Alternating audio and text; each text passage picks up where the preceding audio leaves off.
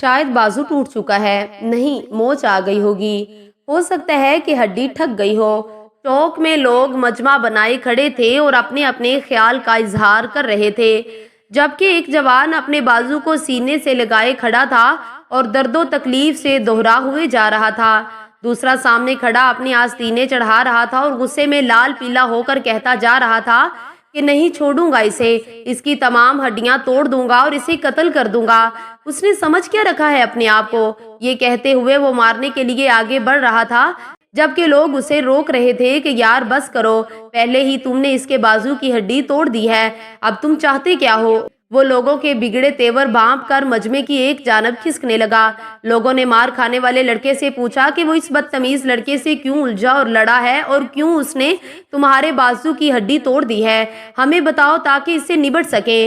मार खाने वाले लड़के ने कहा, अभी अभी स्कूल से छुट्टी हुई है और मेरी बहन स्कूल से घर वापस जा रही थी। इस शैतान ने मेरी बहन को छेड़ा और गंदा मजाक किया है, मैंने इसे शर्म दिलाई और लान तान की तो ये गुंडागर्दी पर उतर आया और मुझ पर हमला करते हुए इसने मेरे बाजू की हड्डी तोड़ दी।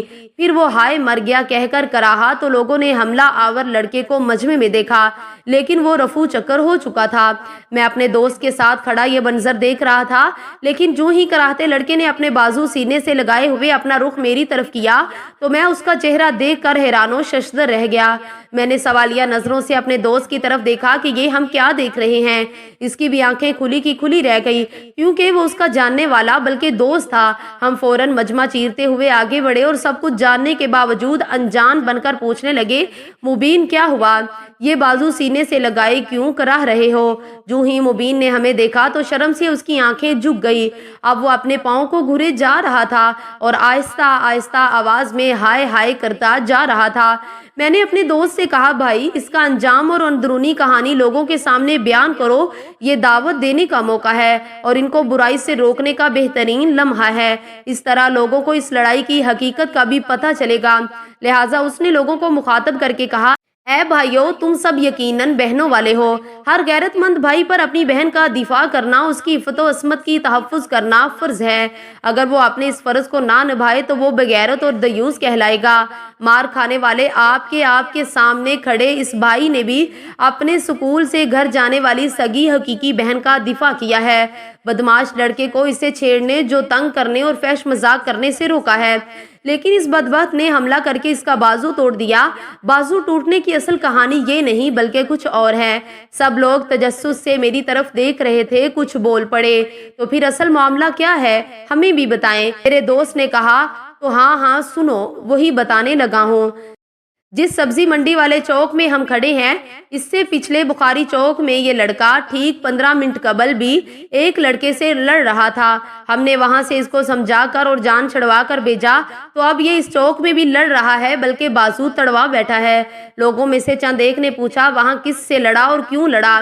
तो जिया ने अपना सिलसिला कलाम जारी रखते हुए कहा, वहाँ ये 15 मिनट कबल एक जवान से दस्तो गिरबान था और उसकी हाथापाई हो रही थी। हमने पहुंचकर अपने दोस्त मुबीन की हमायत में उस लड़के को डांटा और कहा कि बदमाशी नहीं चलने देंगे। वो लड़का रो देने वाले अंदाज में बोला, भाईजान आप शरीफ आदमी लगते हैं, आप ही फैसला करें, आप जो फैसला करेंगे मुझे कबूल होगा। हमने कहा, बताओ क्या बात है? वो कहने लगा, मेरी बहन स्कूल से वापस आ रही थी, मैं कुछ फासले पर इसके पीछे चला आ रहा था कि ये मेरी बहन के पीछे लग गया और इसे छेड़ने लगा, फिल्मी गाने गुनगुनाते हुए फैश मजाक करने लगा।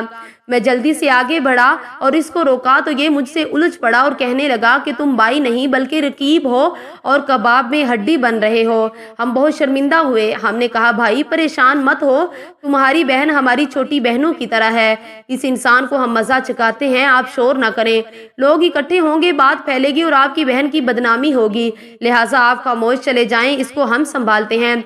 जब हमने उसे अपने एतमाद में लिया तो वो चला गया और हम इस जलील के पास आए और इसको लानो तान की और कहा कि तुझे क्या पता है, तुम्हारी अपनी एक बहन इस गर्ल्स हाई स्कूल में जेरे तालीम है, अगर कोई उसके साथ ये रवैया अपनाए तो तुम बर्दाश्त करोगे? शर्म करो, बहनों वाला होकर दलालों और बेगैरतों दयूसों का किरदार अदा कर रहे हो।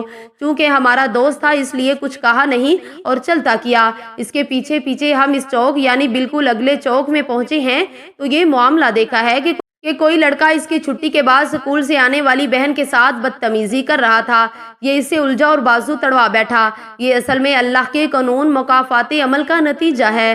اس کو اس کے کیے کی سزا ملی ہے، اور اگر تیرے ہاتھ سے کسی کی بہن محفوظ نہیں تو تیری بہن بھی کسی کے ہاتھ سے محفوظ نہیں رہ سکتی۔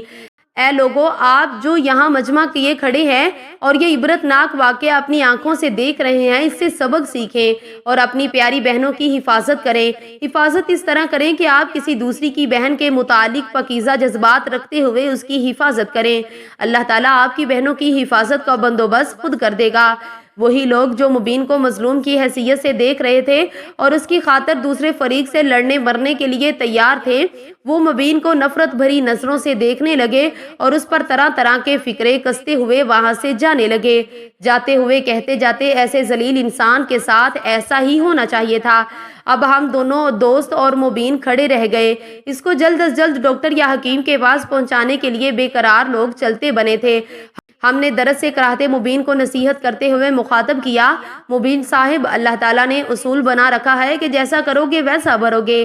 اس اصول کے تحت تم نے جیسا کسی دوسری بہن کے متعلق سوچا، کسی نے تمہاری بہن کے متعلق سوچ لیا، بلکہ تمہاری طرح اس پر عمل پیرا ہو گیا۔ یقیناً جب سے آپ اس بری عادت کا شکار ہیں، آپ کو ایسا کرتے ہوئے دیکھنے والے بھی آپ کی بہن کے ساتھ ایسا ہی رویہ اختیار کیے ہوئے ہوں گے، اس کو ستا رہے ہوں گے۔ اگر تم واقعی اپنی بہن کی حفاظت چاہتے ہو تو آج ہی سے اپنے اس قبیح طرز عمل سے توبہ کر لو۔ تم ہر لڑکی کو اپنی بہن کا درجہ دو، ہر کوئی تمہاری بہن کو اپنی بہن کا درجہ دے گا، اپنی نظریں اس کے پاؤں سے بھی نیچے رکھے گا۔ بھائی تو بہنوں کے لیے فخر اور مان ہوتے ہیں، بہنیں ان پر بھروسہ کرتی ہیں، ان کو اپنی ڈھال سمجھتی ہیں۔ اگر کوئی کہیں بھی اونچی نیچی بات کرے تو اسے بڑے فخر سے ڈراتی ہیں کہ دھیان سے بات کرو، میرا ایک غیور بھائی بھی ہے، اگر اس کو پتہ چل گیا تو پھر جان بچانا مشکل ہو جائے گی۔ تم کیسے بھائی ہو کہ جو اپنی ہی بہن کے راستے میں کانٹے بو رہے ہو، اس کو بدنام کر رہے ہو؟ وہ تمہاری اس قدر عزت کرتی ہے، تمہارے یہ سارے کرتوت جانتے ہوئے بھی کسی سے ذکر نہیں کرتی کہ کہیں تمہاری عزت میں فرق نہ آ جائے۔ تمہارے جیسے بھائی کے لیے بہتر ہے کہ پیدا ہی نہ ہوتا، اسے شرمندگی سے اپنا منہ تو نہ چھپانا پڑتا، اپنی سہیلیوں میں گلی محلے میں تضحیک و تذلیل کا نشانہ تو بننا پڑتا ہے۔ ایسے جینے سے بہتر تھا مر جاتے۔ کوئی بہن تجھے اپنا بھائی کہنے کا رزق تو نہ لیتی۔ ہماری باتیں سن کر مبین بازو کا درد بھول چکا، بلکہ اس کے اندر کا درد جاگ اٹھا، ضمیر انگڑائی لے کر جاگ پڑا تھا۔ اس کی آنکھوں سے گرم گرم آنسو بہنے لگے۔ وہ لرزتے لہجے میں گویا ہوا، اے اللہ، مجھے معاف کر دے، میں ہوش میں آ گیا ہوں، میری بہن کو اور مجھے بری شہرت اور ذلت کے عذاب سے بچا۔ اور پھر اس کی ہچکی بند ہو گئی۔ ہم نے اس کو سہارا دے کر تانگے میں بٹھایا اور ہڈیوں کے ماہر کی طرف چل پڑے، اس لیے کہ صبح کا بھولا شام کو گھر واپس آ چکا تھا۔